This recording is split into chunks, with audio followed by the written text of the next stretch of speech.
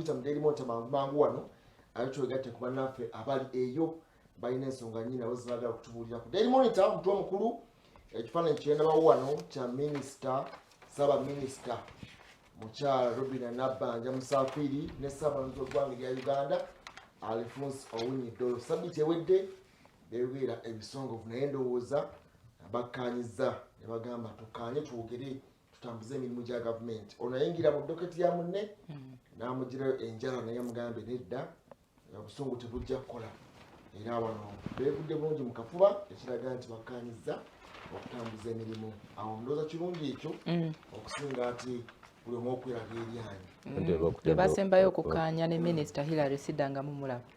Bakutenda okudduka toyita wuwo. Wano eno bakuletedde ensonga lwaki America emma bannayuganda visa biri mu Daily Monitor afulumye enkya y'olunaku luno olwaleero. Minisita Janet Kataha Museveni avuddeyo n'agamba nti bwe tuba tunaakulaakulanya ebyenjigiriza mu ggwanga kyankizo nnyo okukolaganira awamu n'abantu abali mu ggwanga ssaako n'amawanga amalala ng'abayizi tetubalese mabega kijja kuyambako okutumbula ebyenjigiriza.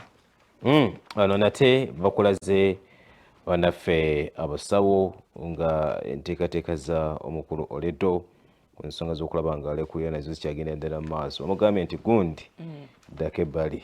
Kyaleko ebyo. Omubaka Zaake nno naye mbu okutandika n'olunaku olwokubiri ssabbiiti ejja akakiiko akakwasisa empisa kakutunula mu nsonga ze. Ate wano munaffe Supreme Court Judge munaffe Appeal Oweri yavudde mu bulamu obw'ensi eno ng'abuzayo omwaka gumu gwokka okuwummula bamulira ku 7 yafiiridde ku 69 olunaku olwajjo mu ddwaliro ekkulu wali Mulago. Nkomunikado bagiwandiiseeko wano nti kaakati okuvunaana omuntu mu mbeera eyo oba okumukwata mu mbeera eyo kimenya mateeka.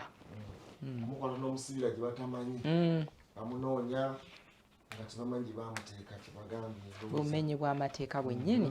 Bano bagambye nti nate abayikira ba M23 bavuddeyo ne bagamba nti tuvudde bunagana mu nsonga z'okukola ne zigenda mu maaso. Bagambye nti nate bavuddeyo. Lwaki bavuddeyo ogenda kubiraba nate wano mu Daily Monitor ebisinga kabasajja bakutte emmundu ezaalagirwa. Ensonga za minisita Francis Namuganza bazoogeddeko wano nti yandipesinga sensha kuba kumujja mu bwesige olunaku olwajjo mwalabi mawulire gaffe Parliament yakutte omuliro nga bamugamba maama weetonde yeetonda kuki weetonde munange weetonde naye omuntu okwoli ne bamukaka bukasi atumwegayirira anti oluusi nyinza okukola ensobi n'essiraba kiki ekimwetonza wana simanyi Palamenti yaffe eno gye tutwala wanaye mbuya bayisaamu amaaso n'olugayo kabanne Ebola tuwuba abasuubuzi beetafuna we bakolera boda zitta abantu amakubo tegana bakutereera abantu ababuzawo mu zi drone bali ku nsonga y'omukyala Namuganza gye basimbyeko essira. Gavumenti etongozza kaweefube w'okusomesa abantu ku kirwadde ekyakafuba si ye TB bagenda kubasomesa mulabe engeri gye mulwanyisaamu gye mulaba ensonga nga zino zibalina okubaganyako ebirowoozo. Abalimi basabye gavumenti ebayambeko okulaba nga bagatta value ku bintu bye bakola. Ono si kasooli oba muwogo bagatteko omutindo ku bintu ebyenjawulo.